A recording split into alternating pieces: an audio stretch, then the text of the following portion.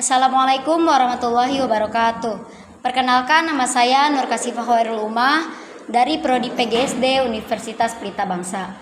Untuk memenuhi tugas UTS mata kuliah Bahasa Inggris, sebelumnya saya mohon izin meminta waktu Ibu untuk dapat mengobservasi tentang pembelajaran Bahasa Inggris dan media pembelajaran yang ada di sekolah dasar. Di sini saya sudah bersama Ibu Susilawati SPD selaku guru Bahasa Inggris yang akan saya wawancarai terkait beberapa pertanyaan. Langsung saja ke pertanyaan yang pertama.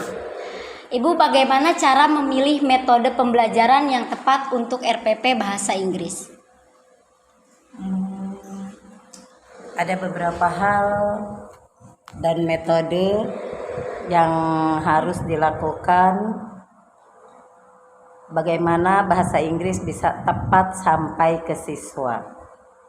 Yang pertama, kita harus bisa menggunakan berbagai variasi metode. Metode-metode dikombinasikan sebagai metode pembelajaran, di mana untuk menciptakan suasana belajar yang dinamis dan menarik. Untuk hal yang kedua, biasanya disesuaikan dengan materi yang akan kita berikan kepada siswa. Pilihan metode yang paling sesuai dengan materi yang akan diajarkan. Melibatkan siswa dan memberikan kesempatan kepada siswa untuk memilih metode apa yang mereka sukai dan melibatkan siswa dalam proses pembelajaran. Untuk yang terakhir, mengevaluasi efektivitas metode pembelajaran dan lakukan penyesuaian yang diperlukan saat kita melakukan pembelajaran dan penilaian.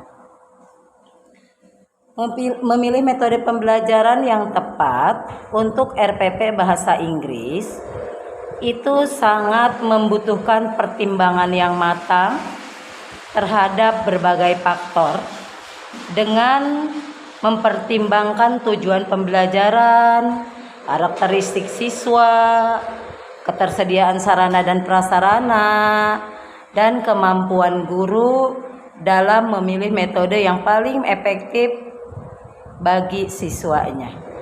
Mungkin itu jawaban dari saya untuk pertanyaan pemilihan metode pembelajaran yang tepat bagi siswa. Oke, baik Bu, pertanyaan yang kedua. Bagaimana cara memilih bahan ajar bahasa Inggris yang sesuai dengan tingkat kemampuan dan kebutuhan peserta didik? Bagaimana cara memilih bahan ajar ya? Untuk memilih bahan ajar yang sesuai dengan tingkat kemampuan kebutuhan peserta didik, yang pertama kita harus menganalisis kebutuhan, ya.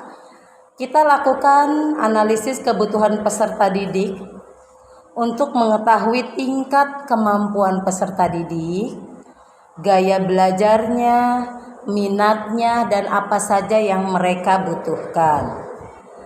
Tentukan juga pembelajaran, tetapkan tujuan pembelajaran yang jelas dan terukur untuk setiap materi.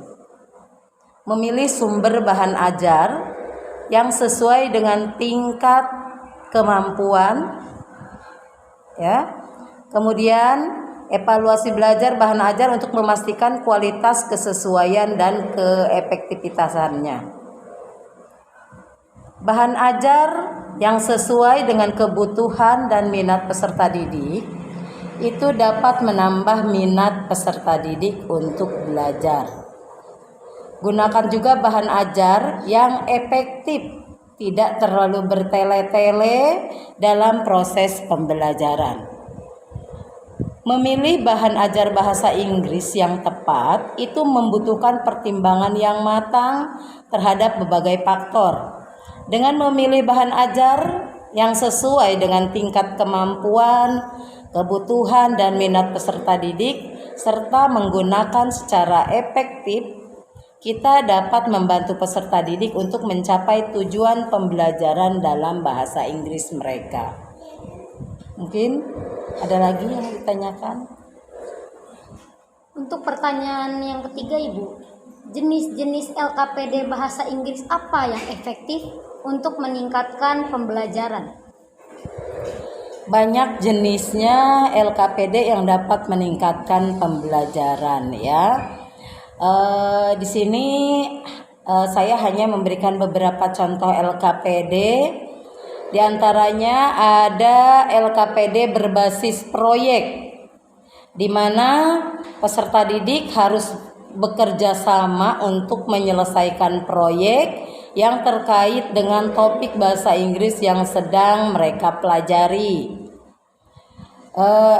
LKPD juga, LKPD yang kedua, kita bisa memilih LKPD yang bisa bermain game, dengan cara bermain game untuk membantu mereka belajar dalam bahasa Inggris agar pembelajaran bahasa Inggris tidak membosankan, tetapi anak dapat senang dalam mempelajari bahasa Inggris.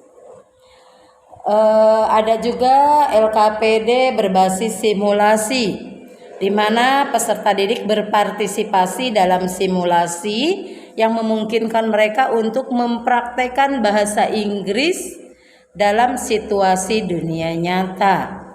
Contohnya, saat pembelajaran bahasa Inggris, anak-anak dalam kesehariannya saat pembelajaran bahasa Inggris mereka menggunakan bahasa Inggris ya, walaupun mungkin hanya bahasa Inggris yang mereka hafal dan mereka ingat.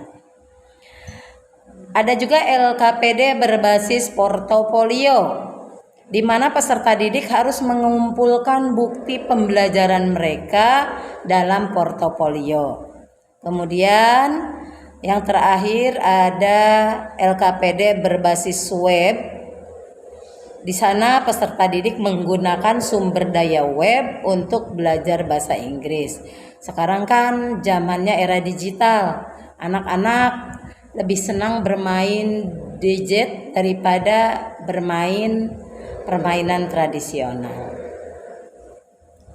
Oke, pertanyaan yang keempat, Bu, bagaimana cara menggunakan instrumen penilaian bahasa Inggris untuk memberikan umpan balik yang konstruktif kepada peserta didik? Cara menggunakan instrumen penilaian bahasa Inggris untuk memberikan umpan balik kepada murid-murid. Yang pertama, pahami dulu hasil penilaiannya. Kemudian, siapkan peserta didik untuk menerima umpan balik. Berikan umpan balik yang spesifik dan berikan juga umpan balik yang dapat ditindaklanjuti.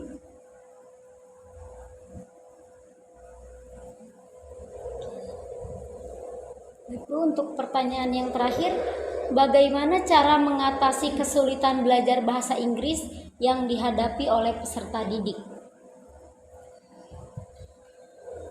Bahasa Inggris di kebanyakan siswa itu kurang diminati.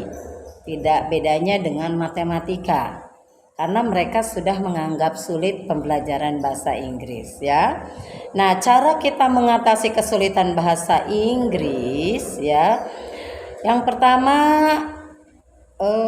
karena kurangnya motivasi, maka kita selaku pendidik atau selaku guru harus memberikan murid atau peserta didik bagaimana caranya untuk peserta didik itu termotivasi untuk belajar bahasa Inggris. Jika mereka sudah tahu manfaatnya berbahasa Inggris, mereka otomatis akan lebih bersemangat lagi, sehingga mereka merasakan kesulitan yang biasanya menghadapi mereka akan lebih merasakan kemudahan. Itu aja ya, dengan adanya motivasi. Yang kedua, ketakutan akan kesalahan. Biasanya anak-anak takut salah, padahal mereka belum melakukan atau mencobanya. Peserta didik takut melakukan kesalahan saat berbicara atau menulis bahasa Inggris, sehingga biasanya mereka enggan untuk berlatih. Untuk yang ketiganya, kurangnya dukungan. Peserta didik mungkin tidak memiliki cukup dukungan untuk belajar bahasa Inggris di luar kelas. Hal ini biasanya disebabkan oleh kurangnya akses ke sumber belajar atau kurangnya bimbingan dari guru, dan juga kurangnya kesempatan untuk berlatih bahasa Inggris dengan penuturan yang asli.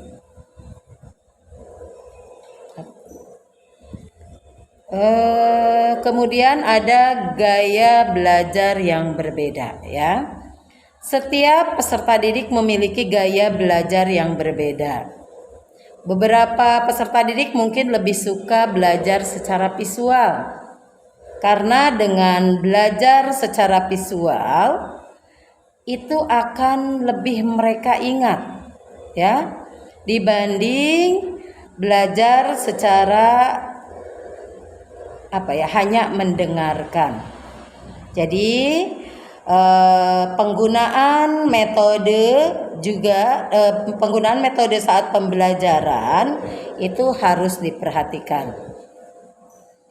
Yang terakhir, kesulitan dengan tata bahasa dan kosakata.